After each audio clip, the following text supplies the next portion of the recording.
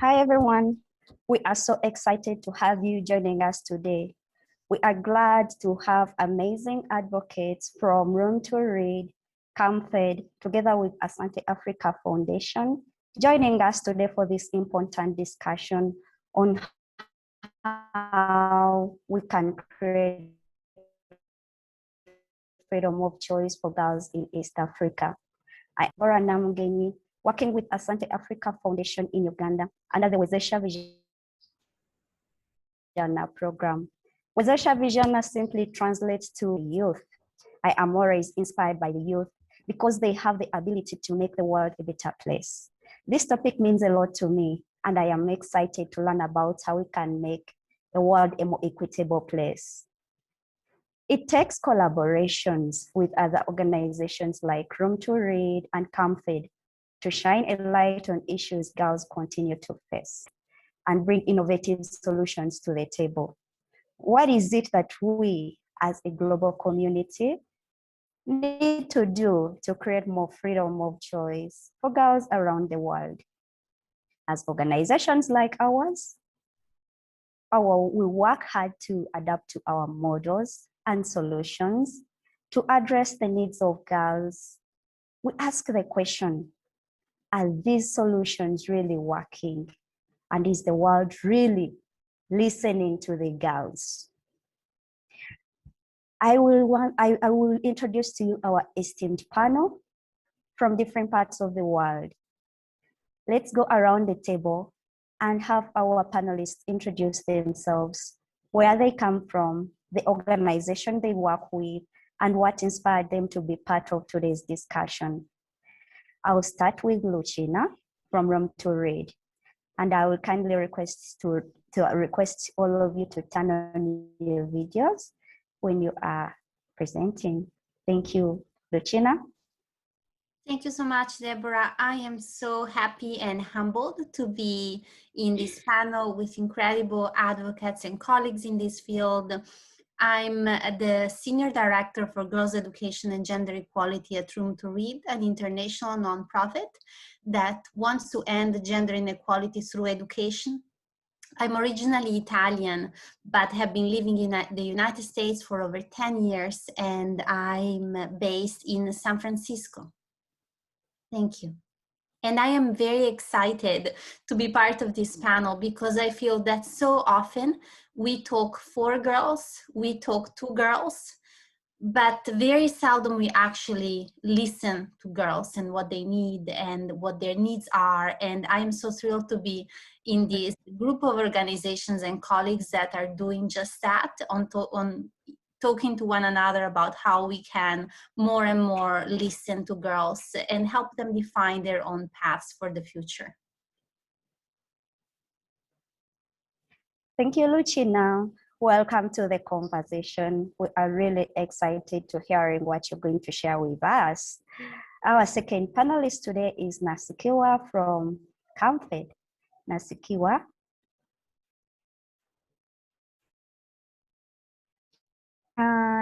Nasikiwa will be joining us later on soon. She's still having network issues, but I will let Flavian to introduce herself.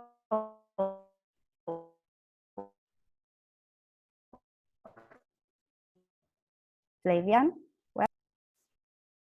My name is Flavian Ayen. I work with Asante Africa Foundation as Gender Advancement Program Coordinator for Kenya. And having been raised in a community that sidelines girls through the cultural practices, I'm passionate about empowerment of girls and women in rural communities.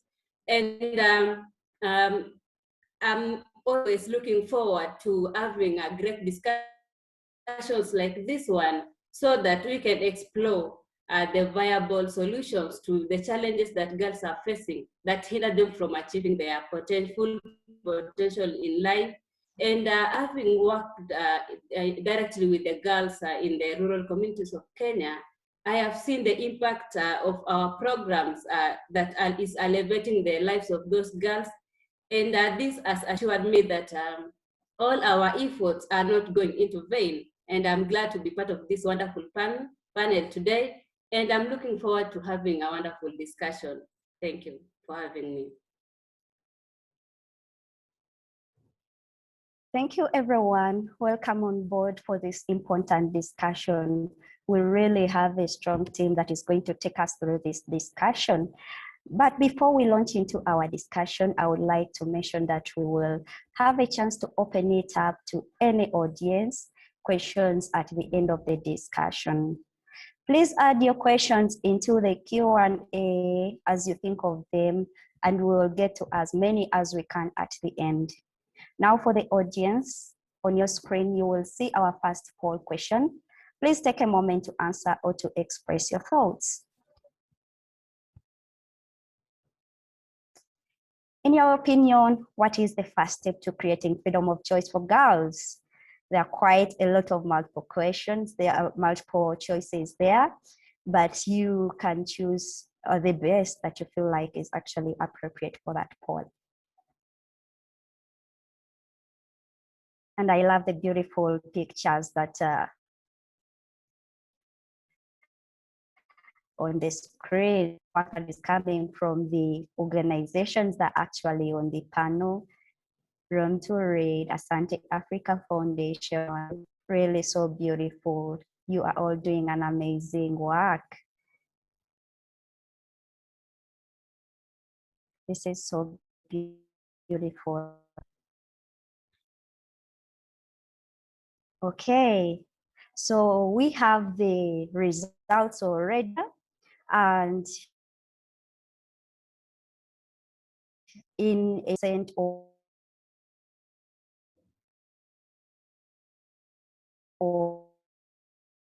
the people in their life, educating stakeholders, parents, community members, male peers, etc., digital resources for access to information are some of the things that we need to consider when creating freedom of choice for girls. And I must admit that this is very, very true. From the community I'm serving, it really applies very well. Thank you everyone for participating in the polls, but I will take it back to our panelists and see their perspectives on today's topic. Over to our panelists, Lucina, if you have to start at the grassroots, is there one thing that stands out as the first step to creating freedom of choice for girls? At Room to Read, we believe strongly in the value of education and of a comprehensive education where girls not only learn really core subjects that are important for their lives, such as math and language arts, but really an education that helps them understand that not only there are choices in life, but that they have agency. And they can, in fact, make those choices, and through those choices, they can change not only their own lives, but their communities' lives for the better. So from our perspective, we really believe it's important that girls feel empowered enough to understand the full set of choices that they have. And the way we have been doing this traditionally has been by, making sure that the girls have role models that can help them and explain to them their choices, show to them how you can overcome a set of challenges that you might face in life. And those mentors are really from the same communities where the girls work with. And so this is a little bit of what we believe are the elements that are most needed to make sure that girls see the choices that they have in lives and feel empowered enough to make the choices that they feel are best for them. Thank you. Thank you, Lucina. Thank you, Lucina. In your experience, Nasikiwa, what do you think is the best step in creating choice for girls? And still, if Nasikiwa is not yet on the call, Flavian, I will request you to share your thoughts regarding that. I borrow the same from Lucina, that education is a powerful tool that can give a girl a freedom of choice in their life.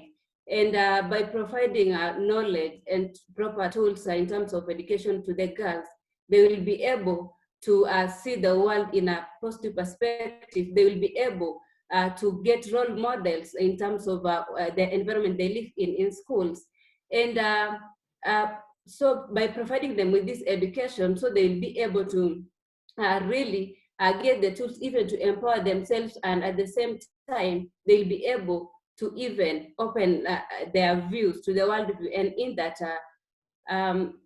the education will enable them to elevate their lives, empower themselves economically, and also in terms of socially. And for me, I believe that the first step is really the education, and not just education, but the quality education for the girls.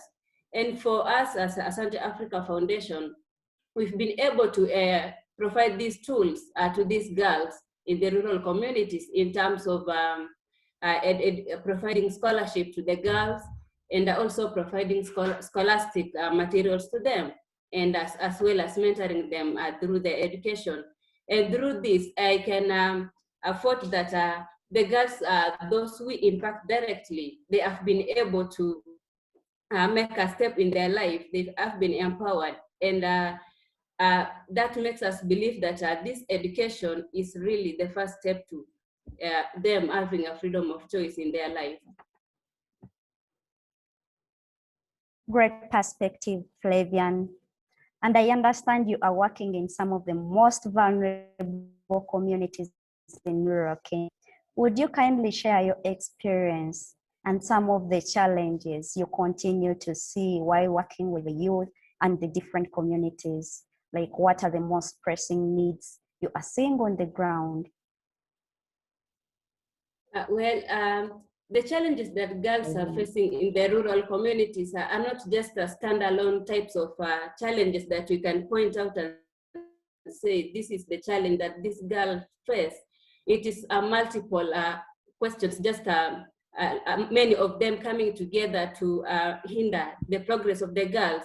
But the main hindering one, or the most pressing challenge that these girls are facing in the rural communities, is that they lack sanitation, they lack water.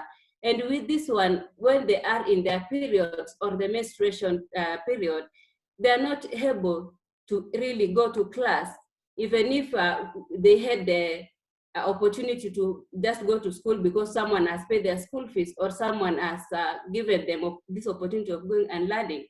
But without the water and sanitation that these girls are facing, they have really been challenged that they can't go to class and learn as their boys' counterpart during the time they are in period.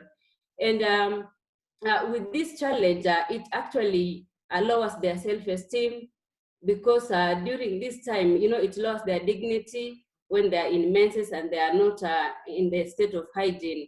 And for them, when it goes with time, some of them actually drop out of school because, with the embarrassment that comes out of this indignity, they drop out of school, and some of them just opt for early marriages and early pregnancies. And so for these girls who are facing these challenges in my community, all these are compounded with culture practices. It's not only like the lack of the sanitation or the water, it's also enshrined in the cultural practices that comes with like the gender-based violence within it. And so though as in where I come from, or where I work in this rural community, the most pressing one is this sanitation, water, that now opens room for all these other challenges to come in, because these girls, when they are in this period and they don't have like clean water or even enough water to take them through to clean themselves, for them to even to go to school, some of them just go to look for like sanitary towels in the wrong places, like asking men to buy them the sanitary towels. And these men, at the long run, they get them pregnant and they drop out of school. And so these girls actually, that's the most challenging part of it, like the most pressing issue that opens room for all these other challenges. And for Asante Africa Foundation, we've been able to provide the sanitary towels for these girls, especially during coronavirus pandemic last year in 2020, whereby we actually saw that the challenges of the girls have been exacerbated by coronavirus pandemic, and when the schools were just closed indefinitely because of the pandemic, they were now at home being at risk of them getting pregnant because of lack of sanitary towels while trying to get them from the wrong places. And so we were able to provide them with reusable sanitary towels and water, and the liquid soap. And so with this one, we believe that this had reduced the challenges they were facing, and this kept them at home instead of them going out there for looking for this sanitary or dignity kit. And so for me, that is the pressing issue that I can see, opening room for all the other challenges. Yeah.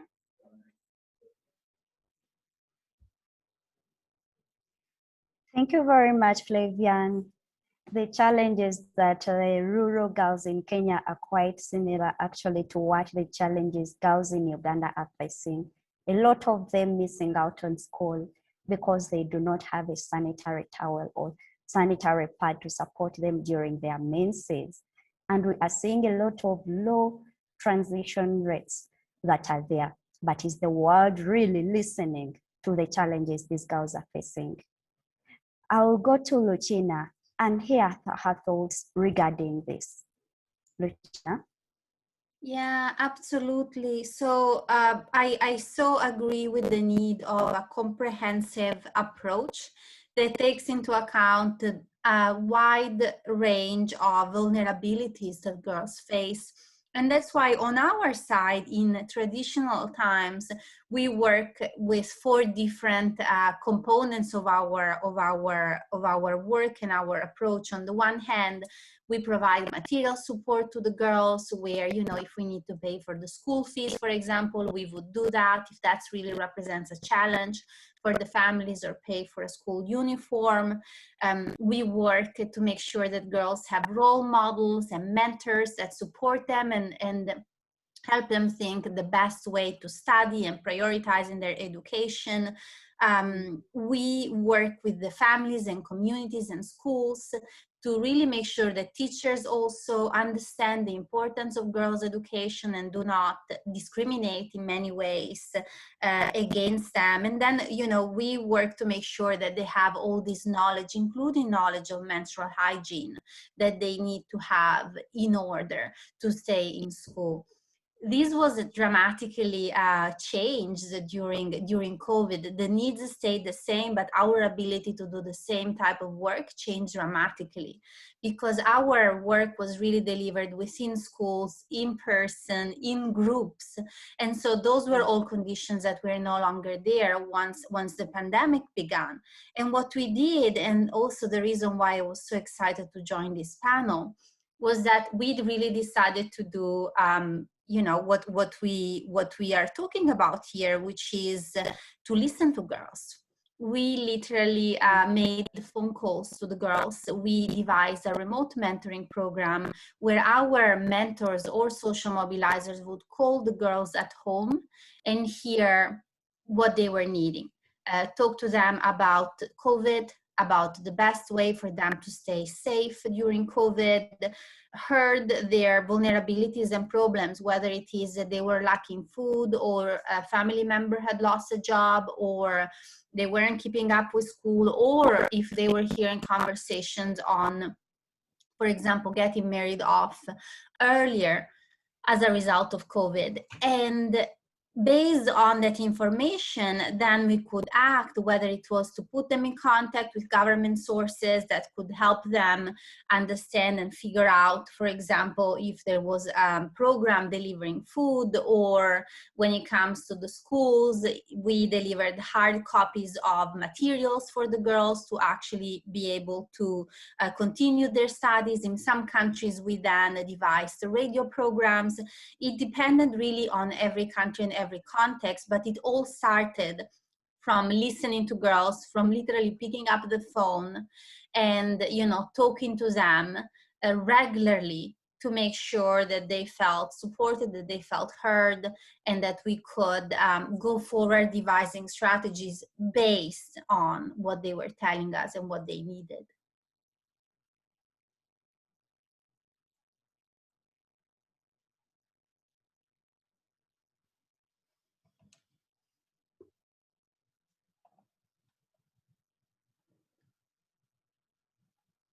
I think you're on mute, Deborah.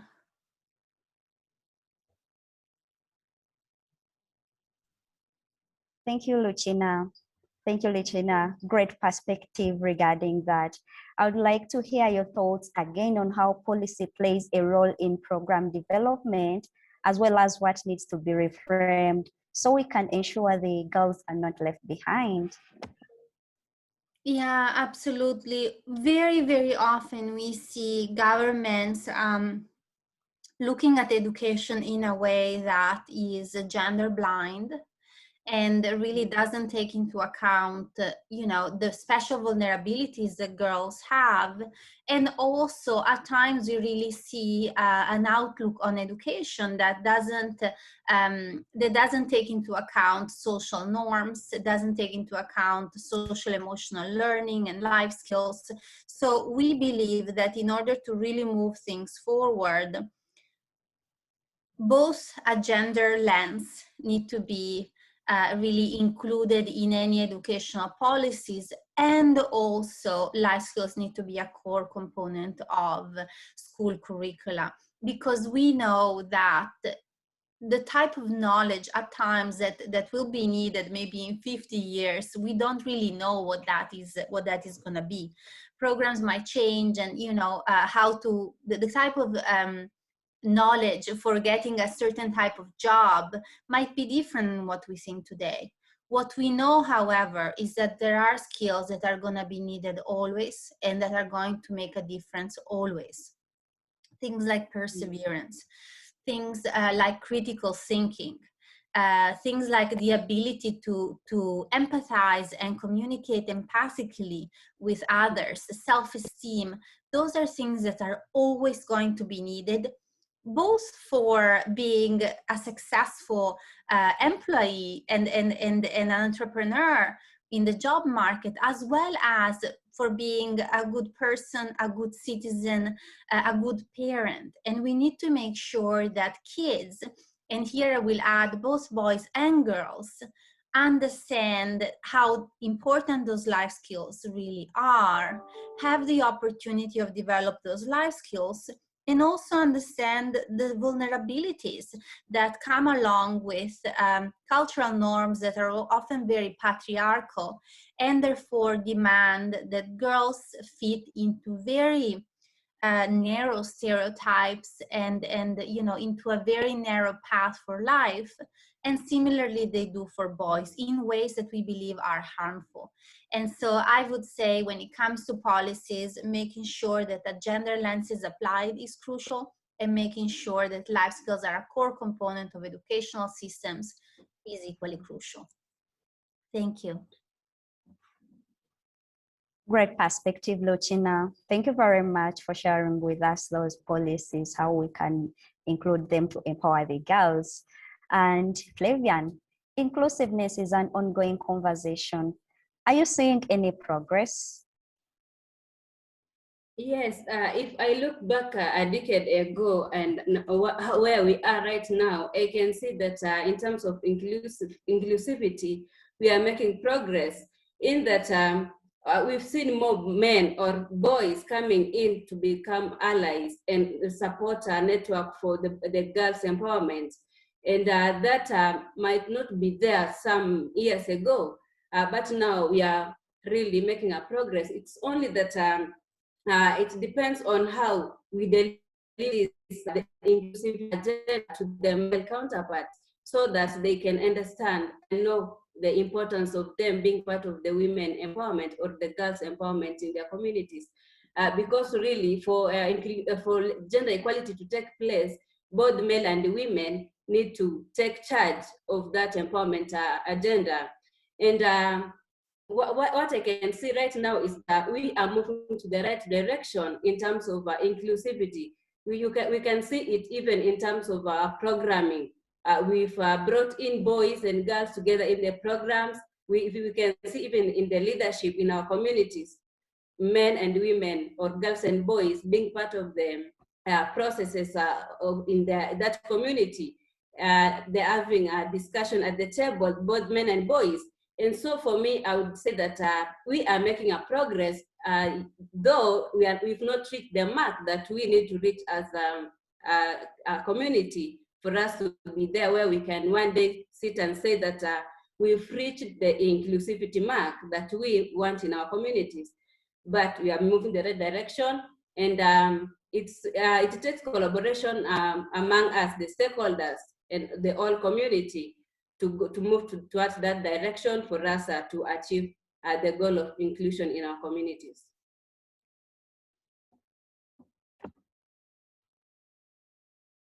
Right, Jan.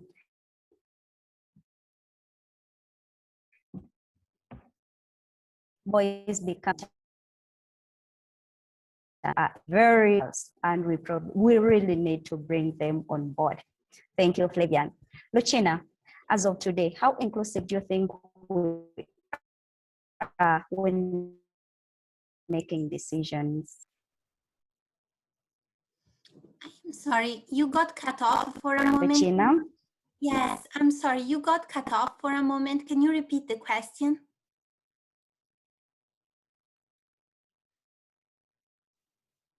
Okay. Thank you. Sorry, I want to make sure everyone hears it. Yes. How inclusive decisions? You got cut off again. Was this about how do we make sure we make inclusive decisions?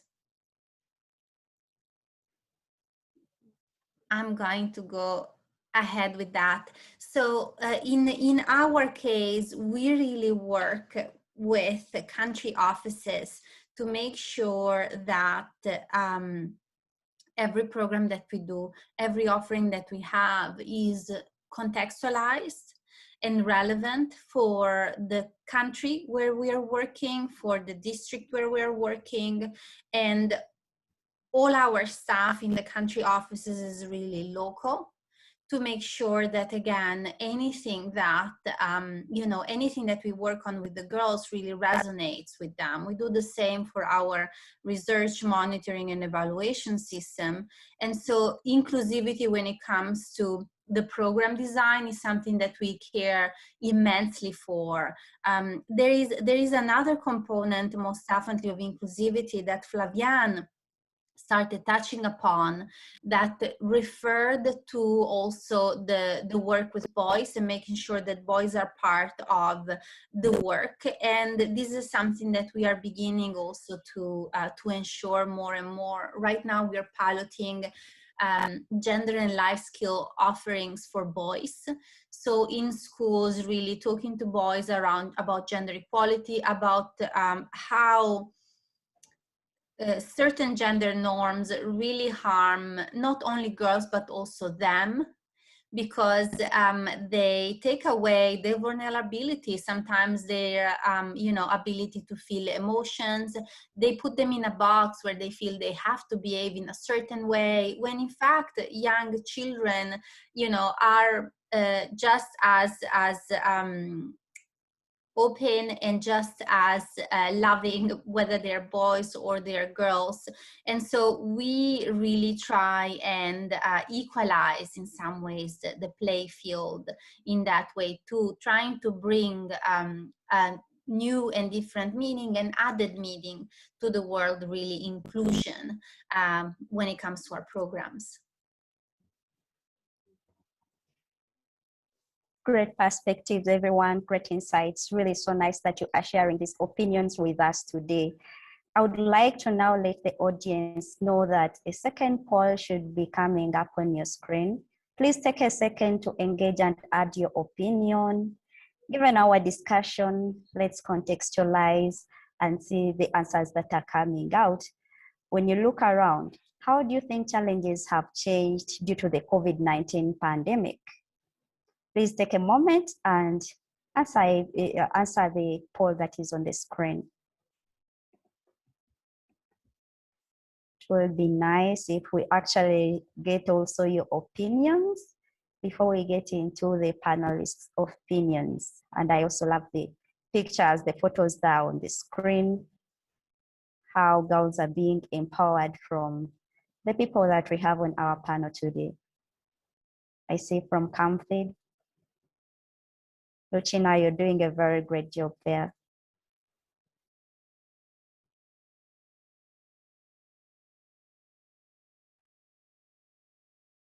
And here our results are coming.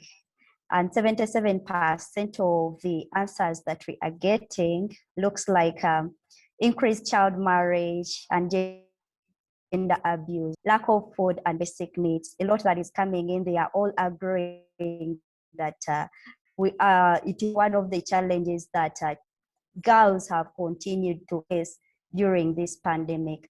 And I don't think that I can also differ from the opinions that you have just shared. Thank you everyone for taking part in today's poll, the second poll that we have just gotten.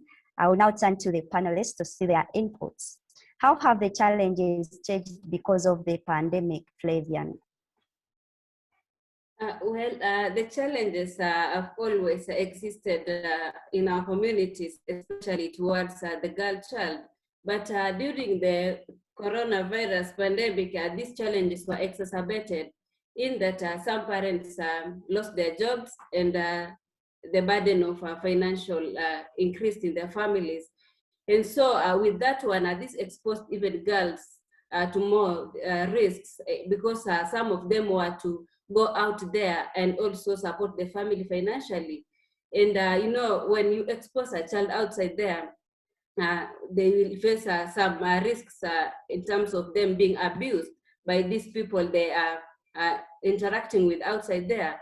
And so with that one, during a coronavirus pandemic, we saw a number of girls, who got pregnant during that time. It multiplied and it became a lot, like doubled as compared to what it was before the coronavirus. And so this coronavirus actually exposed these girls to many challenges, especially the dropping out of school challenge. And most of them right now, they're not back in school. Some of them are now young mothers, and some of them may never go back to school. And even if those who will go back to school, there are all these stereotypes that will follow these girls because of what they went through during the coronavirus in terms of them being child mothers. And so for me, I think that the pandemic really multiplied the challenges. And for the NGOs, I saw also the NGOs coming up like creating ways. They acted so swiftly to find ways to curb this challenge. That's where you could see now most organizations coming up with solutions like supporting these families with their food, with their like essential food packages, sanitary towels, and also mentorship, and also like having a platform just to call them and make a follow-up of how they're going, especially the girls in the programs. For example, the way I even said earlier in terms of Asante Africa Foundation, we were able to act so swiftly to just try to reduce the challenges these girls were going through in terms of them not having the sanitary towels, and we provided them with the reusable sanitary towels. We also provided them with a food package so that they could be able to have something to eat, so that they don't go outside there to expose themselves in these challenges that may find them out there while trying to fend for themselves. And so the corona really brought two things. One, just exacerbating the challenges these girls are going through, and two, it also made the organization to be more creative in the ways that they use to solve the situations that they come their way. Thank you, Flavian, for that wonderful insight. We would love to hear Lucina's experience. Yeah. What is your experience? Yeah, thank you so much. So from the very beginning of the pandemic, our social mobilizers, who are those mentors from the community that support the girls with our program, they have started making calls to the girls to talk to them and their families about their circumstances, and the phone was a main way, and then there were also text messages. And what we heard over and over was that in very many cases there had been a significant loss of income for the families. Many of the girls were concerned that they heard that the families were considering not sending them back to school because of that loss of income, and maybe the necessity of either considering migrating or considering, starting to work or needing to work. Even when those were not on the table, clearly the girls very often were charged with higher amount of house chores. They had to help out much more within the household, maybe while the parents were out trying to work, even though it might have been unsafe. Over and over there were concerns of, for getting COVID. So the challenges that the girls were facing were really enhanced with respect to before the pandemic, where many of the girls in fact had at least somehow a safe space within schools, within the mentoring programs, with their peers, where they could have conversations about some of the core topics and some of the core decisions that they have to make in adolescence, including when to get married or if to start having to start being sexually active. And so they didn't have any of that anymore. And for us, really, this opportunity of talking to them over the phone via text message was key. And I'm saying phone and text message because so many of our girls live in situations where, in fact, connectivity is very, very low or expensive. So in reality, there is a fair amount of conversations around, say, apps or a lot of technological innovations, but most of our girls are not really in the position to take advantage of that. Something else that we have seen also restarting and we have doubled down on were actually partnerships with governments, where we were able, for example, to broadcast the life skill classes on national television in Bangladesh, because in that country there is a certain level of availability of television programming. And so the girls in fact were watching those life skill classes, or we have worked with community radios in other countries to make sure that the girls could not only listen to the radio program, sometimes call in and talk to some of our alumni or their mentors and hear how they had overcome some other challenges that maybe they faced. And so in this respect, we have tried to really provide responses to some of those vulnerabilities. But the truth is that the need is enormous. We are going to see in the many years to come still the consequences of this pandemic, particularly in those low income families. And we just really need to make sure that there is more attention from everyone, from philanthropy, from governments, from everyone, because clearly we cannot afford to be taken back 20 years or 50 years in the fight for gender equality because of this situation. And the risk is really still very high. So interesting. So at this time, let me welcome Nasikiwa. Please, Nasikiwa, introduce yourself. We are discussing how the pandemic has changed the challenges girls are facing. Like, what are you saying? So Nasikiwa, introduce yourself and also give your thoughts regarding that. Welcome.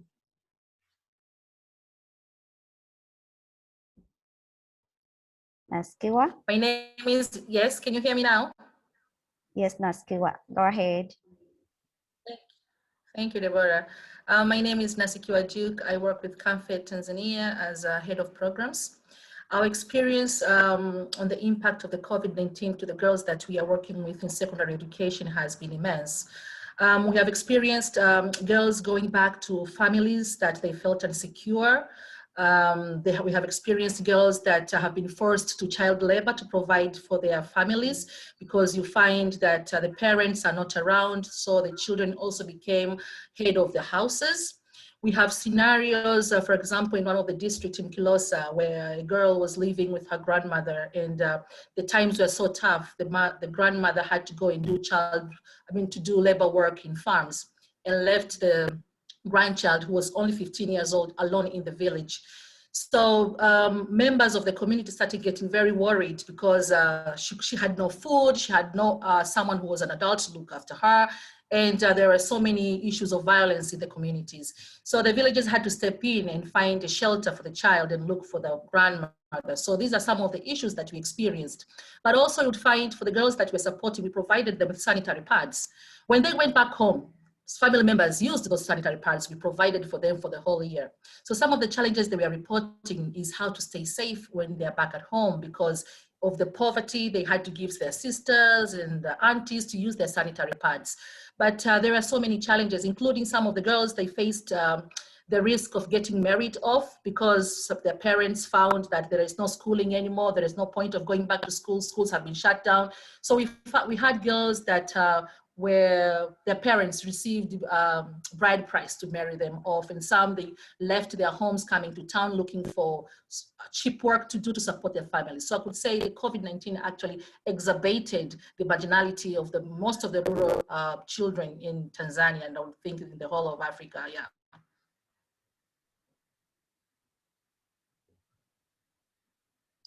Thank you, Nasikiwa. Great insights there. And you know, one of the most inspiring things about the work is meeting all the youth come up with the most brilliant innovations, no matter what the circumstance is. Can you share a story that has motivated you and you can inspire others to continue doing the work they are doing? Lucina, will you start things off? Yeah, absolutely. So for us, you know, we were really actually struck in the beginning of the pandemic to find out that one of our alumni had ended up becoming a nurse.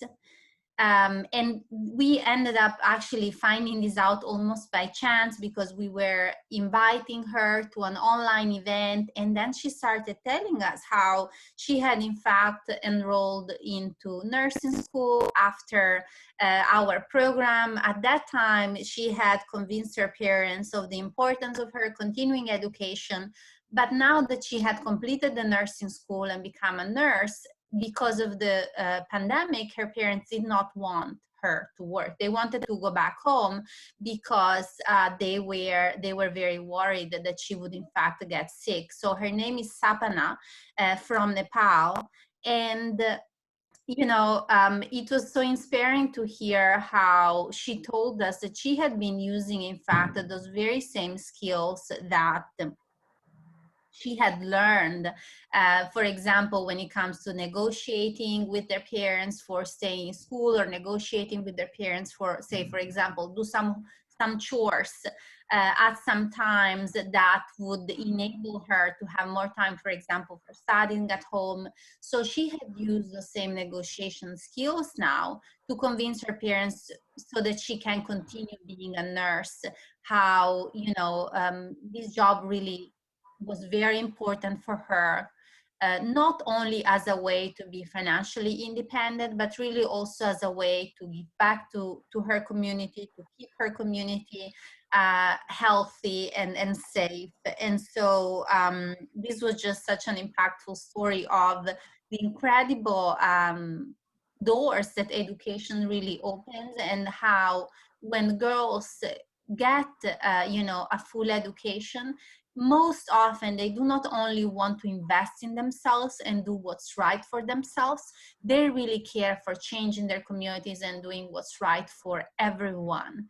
And so this is a story that has inspired us. And we know that there are actually so many girls today that have been part of our program, that are part of our program, that are going on and will go on to do incredible things for their lives and for the world if they are just given the opportunity. Inspiring story, Lucina. Thank you very much for sharing that with us today. And Nasikoa, do you have something to share, like a story that has motivated you and can inspire others to continue doing?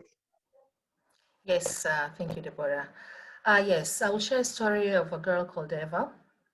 Eva was supported by camfed from secondary school, Form 1, until she got Form 4. Unfortunately, she could not get the pass rate to go for high school, but that was not the end of her journey or dreams. Eva, later she joined the camfed and started volunteering as a learner guide, delivering life skills to students in secondary school. As part of her volunteerism, camfed provided her with a social interest loan to start a small business. 2 years later, the business had groomed, and already Eva has diverted from a small stationery shop to a plantation, and she was growing pineapples, about 8 acres. The business was flourishing very well. So during pandemic, when girls were struggling to get ends meet while they are at their homes, getting access to learning materials, Eva donated part of her materials in her stationery to provide learning materials to the students. So running photocopies of different learning materials, going online, finding contents and sharing with students and other community members via WhatsApp and all of that.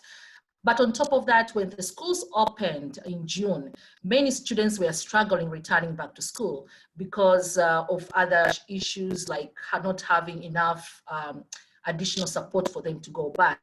So Eva supported 15 girls in her community. She provided them with books, she provided them with sanitary pads to ensure that they'll have full attendance at the opening of the school, and also provided them with other items like shirts and all of that, because some of them had no clothing at home. So they started wearing their uniform when they were home. And by the time schools were opening, they had no skirts or their shirts were worn out and they felt uncomfortable going back to school. So Eva supported that. And that shows to us that there is a multiplying effect in supporting girls' education. It also shows that when girls are put through school and financially empowered to be economically independent, they are able to plow back in the community and make an impact to the rest of the other marginalized and girls in need of the access to learning.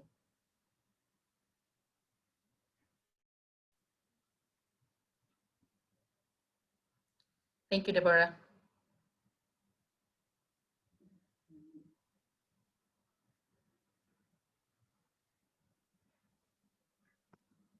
Hi, everyone. This Hello. is Emily Koster from Asante Africa Foundation. It looks like Deborah is having a little bit of network trouble right now, so I'm going to step in just to help keep the panel moving and turn it back over to her when she rejoins us. Thank you, Nasikiwa, for that powerful story. And I'd like to also ask Flavian the same question. Can you share a story with us that's motivated you, Flavian? Yes. There's a saying that says, if you educate a boy, you've educated one person, and if you've educated a girl, you've educated the whole community. And that is one saying that has a proof in the story that I'm about to tell. In Kenya, in our program that is for Asante Africa Foundation, I'm going to relate to a story of a girl called Susan from Kenya, whereby having gone through our leadership and entrepreneurship incubator program and having gained the leadership and entrepreneurship skills from the program, she was able to inspire her mother to start a grocery business. And at the time, her mother was working as a household worker for her to provide for the family. And Susan saw that her mother was struggling to fend for the family, especially during the coronavirus pandemic time. And Susan was able to convince her mother to just save a little money from the money she was getting from the household work. And the mother saved a little money and she started the grocery business. And with the time, the money was able, this business was able to enable this family, the Susan family, to fend for themselves. It became the sole source of livelihood for this family. And as when the Susan was about to go back to school, when the schools reopened in January this year, Susan handed over the business to her mother, who is now taking care of the business while Susan is back in school. And from this business, the profit has enabled Susan to pay her school fees and also to pay the school fees for her sister, who is also in high school at the time. And from this story, I can see that the empowering girls and giving them the right tools to elevate themselves and elevate their lives is really powerful, in that if you see the Susan story, it is really a picture that can inspire you that the only thing that these girls need is this, the right tools, the right education, and the right skills for them to move forward and change their lives. Because right now, Susan really is an inspirational even to other girls in the community. Other girls are looking up to her. She's become now a role model to other girls, and some of her friends have also started businesses because Susan, as much as she taught her mother about entrepreneurship, she didn't stop there. She went ahead and also inspired other girls, her friends and her schoolmates, who are now also able to start small businesses to help their families.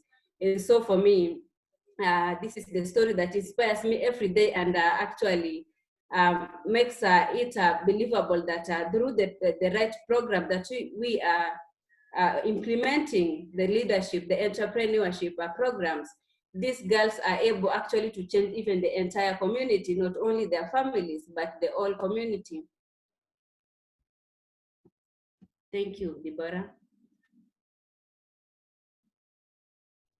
Thank you, Flavian, and everyone for sharing your inspirational stories.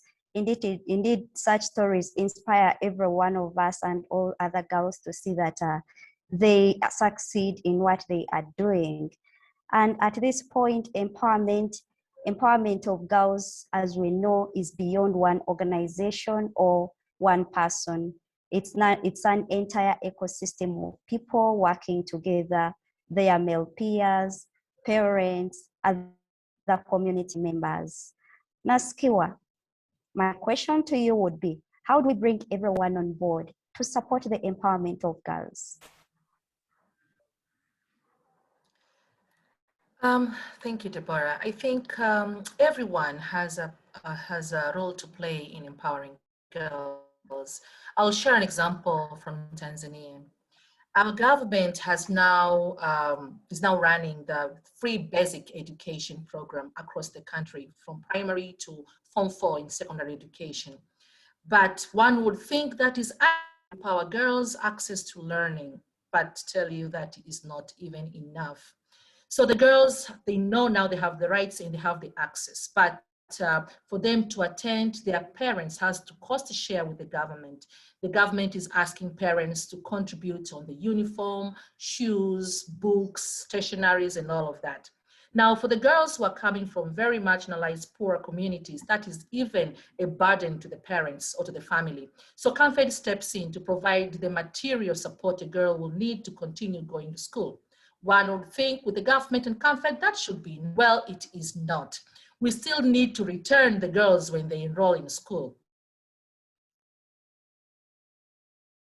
Accountability. The school has to play its part, the family has to play its part. They teach the girls are safe and they learn when they're in school. But when they go back home, it is the role of the parents to also make sure that they are safe, they have time to learn, but also they are being cared for when they are at their home. One would think that cycle is already completed, it is enough. Well, it is not. Girls need to be inspired. They need to have people they can look up to. They need to have role models. They need to have people who they can talk to for guidance and all of that. So peer support comes in. That is an important also part of the holistic support of the girls. Now, camfed, we do that all together with our alumni network of CAMA members, and also we work with parents through the parent support groups where they support each other in family income earning through entrepreneurship, but also they do school feeding in school to retain girls in school and also even the boys in school, because the school feeding goes across the whole school population. So that shows that every part of the community has a role to play to empower the girls, because if the family doesn't understand the value of education, they will not support the learning process of the girl. Thank you. Amazing conversation coming out from all of you people. And Lucina, I am curious to know, what skills do girls in rural Africa need today to become empowered and achieve their full potential? Room to Read works with a set of 10 life skills that have been outlined by the World Health Organization, and over we have heard that are crucial. This year, I think the skill that we heard most being brought up and that we have worked most with the girls to continue hone in on has been really resilience and persistence, because the girls that we work with are facing and have faced really incredible challenges. Another skill that we have worked with a lot has been around empathy and empathic communication, just knowing that the girls that we work with are needing to have such difficult conversations with their families, and for them to do it from a place of empathy has been really crucial. So those are just two of the various life skills that we work with and that we believe are now more crucial than ever. Thank you, everyone. It's been a really insightful discussion so far. I see multiple questions coming in from our audience. Let's open up our discussion now. Please go ahead and add any questions you might be having for our panelists in the Q&A box. You can send a question about what they have been discussing, and then I will ask the question to the person you would want to answer it. In your different cases, would you describe as your key stakeholders? Would you describe what your stakeholders and what strategies have you used to keep them engaged and participating in your activities? Yeah, thank you. So the engagement of our stakeholders, I would say, it starts from the identification of the vulnerable children that camfed is supporting. The girls that we are working with are identified by the community itself. So it's the community that says, these are the girls that I need, but we also support the community with data to understand the challenges of learning in the community. With this, we are working with schools and the government.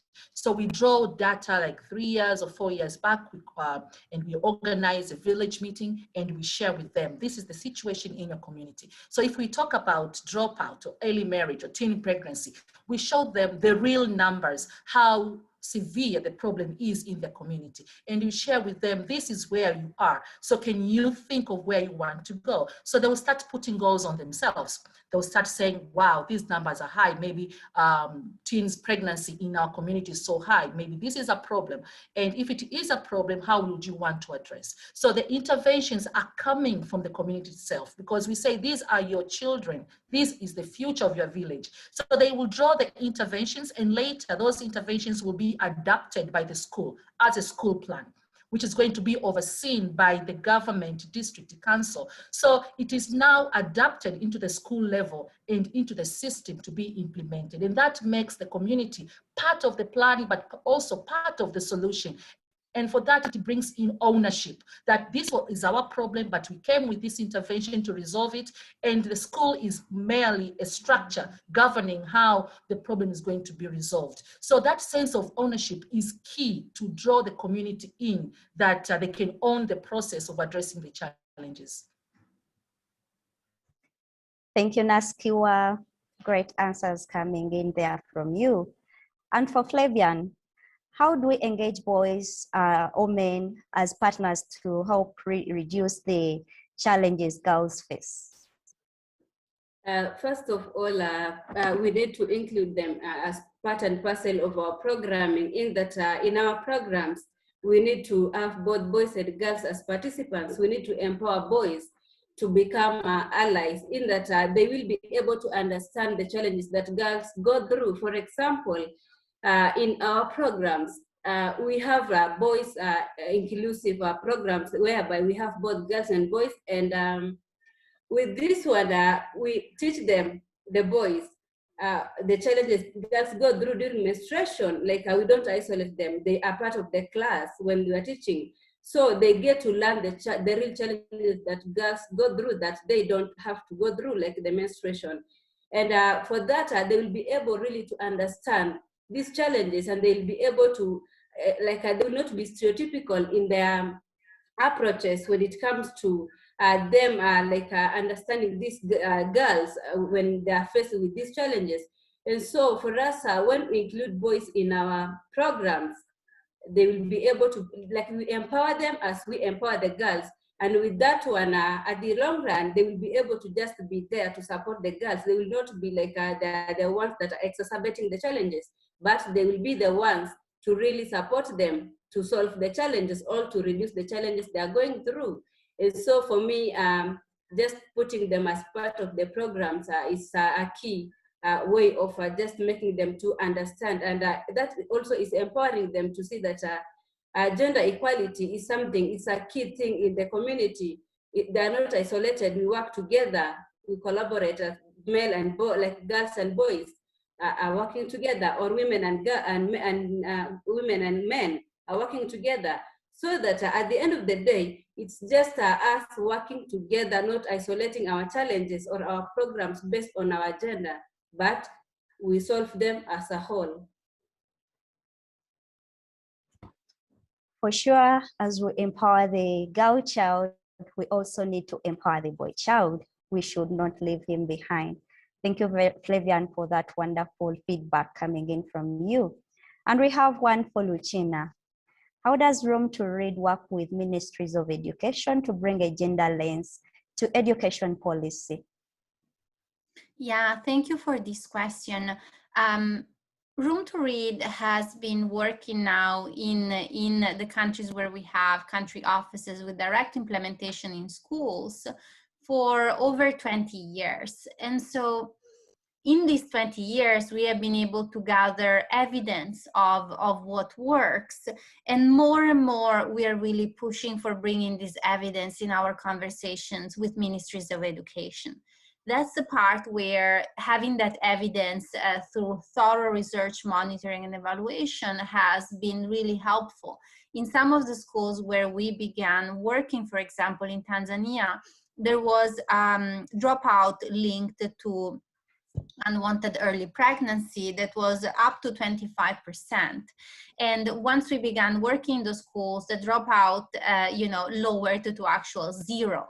So this is the type of evidence that more and more we hear Ministries of Education being interested in, and wanting to then integrate parts of our program in order to be able to get to those same outcomes. So on the one hand, having the indicators and the evidence ready has been very important. On the other hand, we're really working from wherever Ministries of Education are.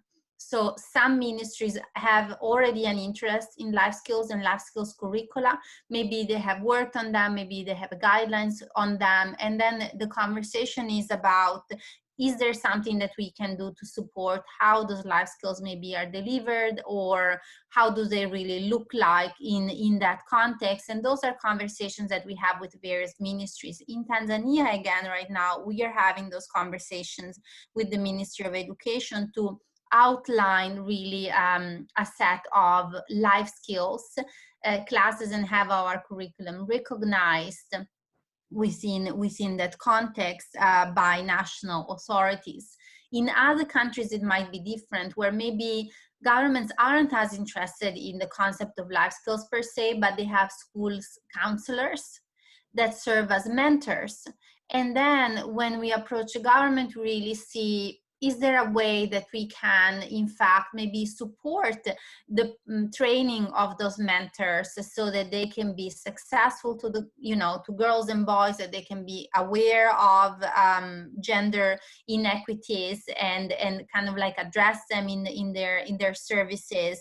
And so it's both having the evidence and really seeing where those governments are, and in our case having local staff that really understand the context, that really has very close connections with the government, is and has been in fact extremely helpful.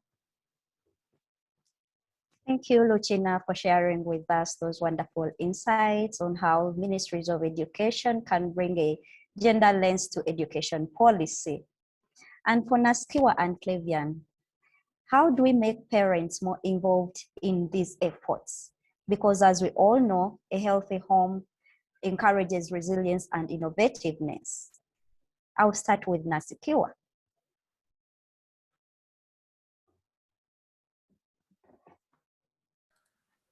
Thank you, Deborah.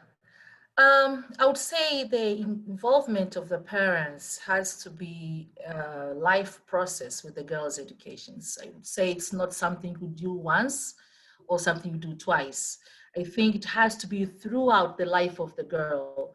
I mean, parents, they need to understand the value of education. So what we do at CamFed, we are working with our alumni. These are girls that have been through the challenges of learning, and they're coming from the same community. These girls are now young mothers. These girls are now big sisters. Some of them are teachers and all of that. Now, they are the ones who are advocating for parental engagement in the community, because they understand the nature, and I would say most of the time, they are the experts of the engagements of their communities, because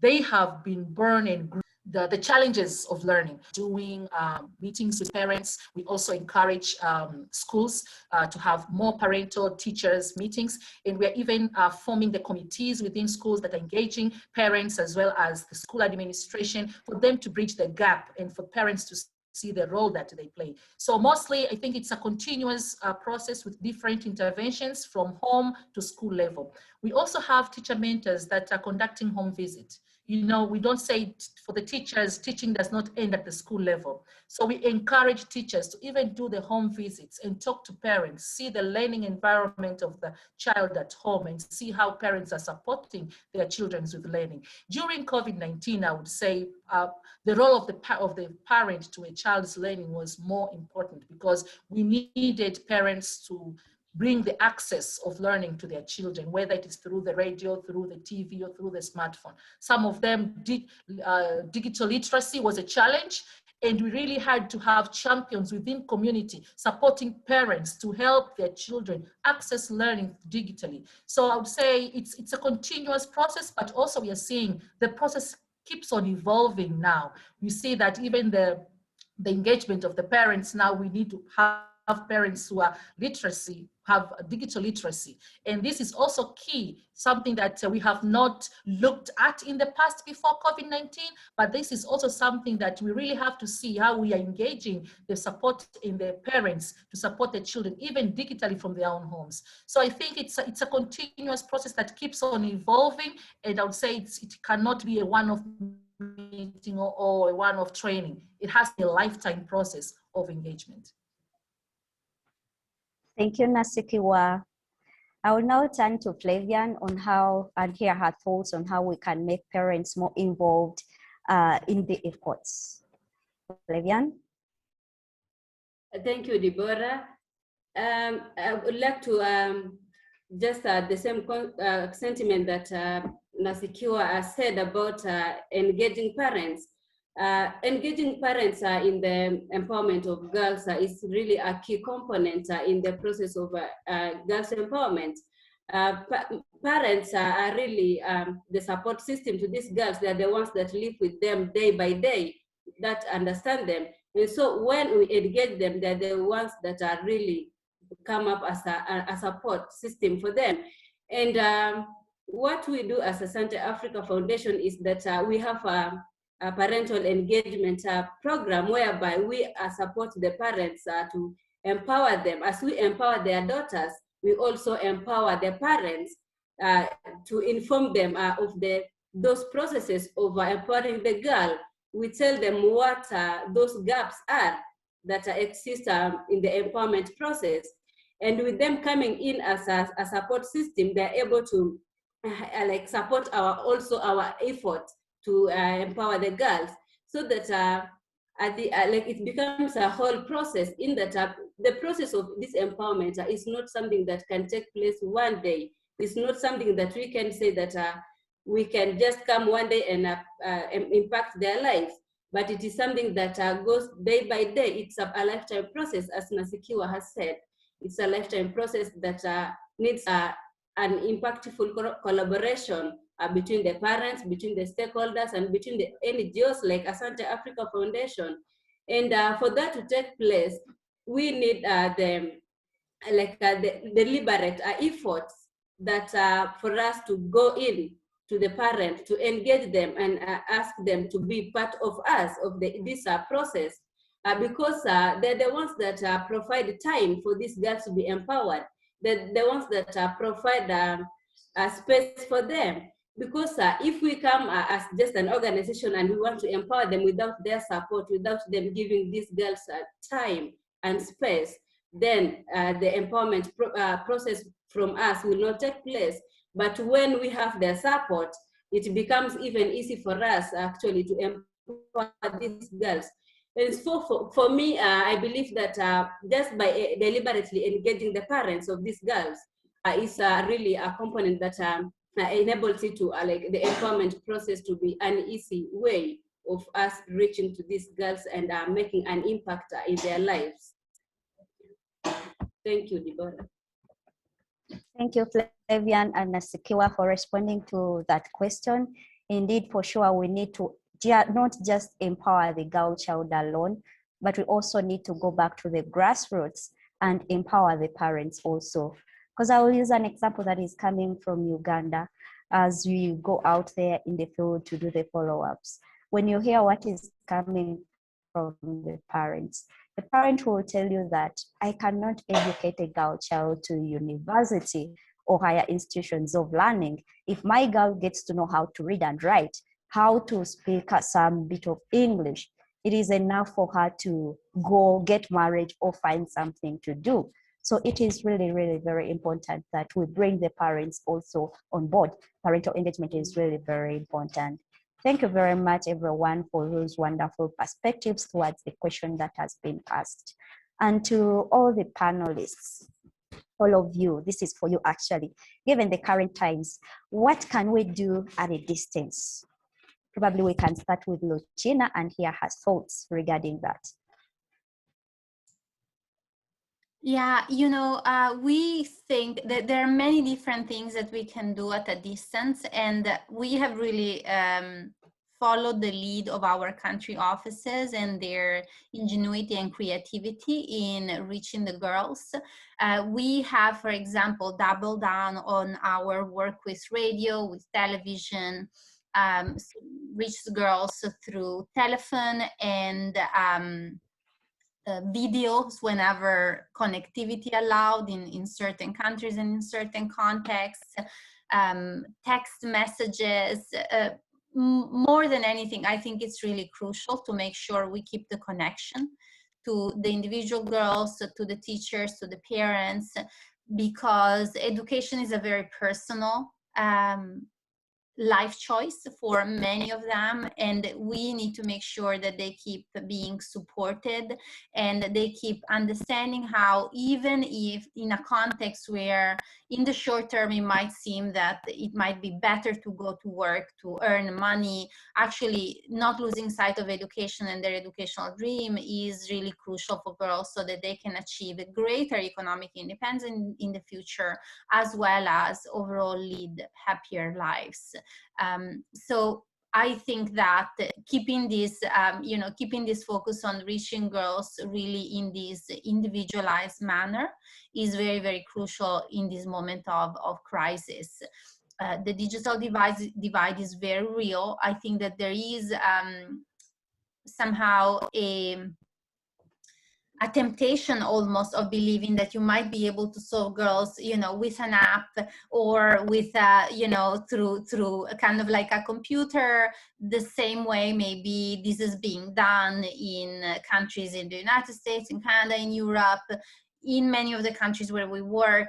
Connectivity and economic means are not such that this is possible. They won't be such for a very long time. Even if they were to be such, actually, we believe, and we have seen it even in so many countries where that connectivity is there, there is nothing that compares to actually seeing girls and supporting girls face to face for providing them this emotional support. And so we really believe in kind of like this strong personalized touch. Thank you, Lucina. Nasikiwa?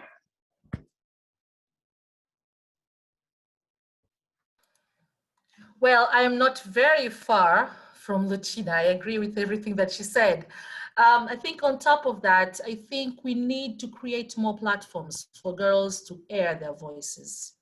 Platforms where girls can express their fears, their worries, their dreams, so that we are able to listen to what really matters to them. And these platforms need to start even from the family level, the school level, the national level, and the global level. What pathways are we creating for girls to be heard? Also, girls to access the needs that they have. So I think it could be very diverse platforms that we could create, but I think we need to have that more where girls can be heard. Yeah. Thank you, Nasikiwa. Davian, can we hear all that? I'm not far from Lucina and what Nasikiwa has said. It's when we create a deliberate effort to just connect with these girls through the personalized reach to the girls, we create the support system to them. We help them to support them emotionally. We help them to be resilient, and also we create the role models, like we provide the role models for them to look up to. And at the same time, we also support them in their education. With this, when you support them in that way, we will be supporting them even at a distance by connecting with them through the phone call, making a deliberate follow-up of their progress in life. For example, when you have these girls that are looking up to you as the ones that call you their role model or their mentor, now you make your deliberate effort to just make a follow-up or making the call, making the message to them so that they can be able to just reach to you and get the information they need, and also creating the platform for them to understand their human rights. Because when they understand their human rights, they will be able actually to even liberate themselves from the challenges they are going through. Because when we make them aware of themselves and also aware of the rights they exist in the country or in the nation that protect their rights, then they will be able to be supported by us, even if it's at a distance. We'll be able to just to make them able to access successful in life. Yeah. Thank you, Flavian. Thank you, everyone, for your wonderful feedback regarding the questions that have been asked from the audience. That is our last question. And those that we have not been able to respond to, we shall have a chance to respond to them after the panel. Let's wrap up with a final question to our panelists. Is there a piece of advice, a takeaway, or a quote that you share with our listeners today? Flavian, can you start us off? Thank you, Deborah. A takeaway message that I would like to leave you with is that it takes a village to empower the community. It's not something that can be done by one person. And through collaboration, through deliberate collaboration to empower the girls, we will be able to change the societies through our efforts, through our programs. And so what I would like you to go with at home is that if we all come together as a community, as a community that is looking forward to empowering the girl child in the community, as well as supporting the boys at the same time, we will be having a community that is balanced, a community that is equitable, like the equality will be existing in the community, and also the equality and equity will all exist in the community, and we will reach the mark that we were asking earlier, that is inclusivity existing in our communities. What's the progress? When we all support these empowerment processes, we will see the inclusivity and also the empowerment that we are working towards. Thank you. Thank you, Flavian. Over to you, Naskiwa. Thank you, Deborah. Well, to me, the question is the world really listening to girls? Well, I would like to say, are we listening to girls? Are you listening to girls? Am I listening to girls? In the work that I do every day, how much do I listen to girls? Do I engage girls inclusively in what I do? You might be a mother, you might be a father, a CEO, a manager, a teacher. Ask yourself, how much have I listened to a girl today? Because the impact starts with what you do, what I do today. So it has to start with us and the global. In the end, the whole world will change, the whole world will listen. So it's a simple question. In the end of the day, every day, ask yourself, how much have I listened to a girl today? That's my message. Thank you. Beautiful, beautiful. Thank you, Naskiwa. And lastly, let's hear with Lucina what you would like to say. Thank you. I would like to say that really girls are ready to change the world. They have so much power, so much energy, so much passion for so many ideas for actually solving the world's most troubling and urgent problems, you know, from climate to poverty. As my colleague just said, it's just so important to listen to them and let them lead with the power and the passion that they already have. Thank you, Lucina, for that wonderful takeaway. Standing out of the conversation that we have been hearing from our panelists is the fact that we really need to empower the girls with the digital literacy skills, with the economic skills, with the life skills. Whatever you have been sharing, it is really, really very important for each one of us to make sure that these young girls reach their full potential. A girl should be two things: who she wants to be and what she wants. But how are they going to achieve it? They need the support, and it is possible. Great conversation, everyone. There is much food for thought. We are very privileged to have panelists from CamFed, Room to Read, and Asante Africa Foundation today. All their insights have been very informative. Thank you to our attendees for participating. We will be emailing you a recording of today's discussion. We encourage you to follow us on our social media to keep the conversation going. Thank you, everyone, for taking your time off with us. See you some other time when we happen to meet again. Thank you so much. Thank you for organizing.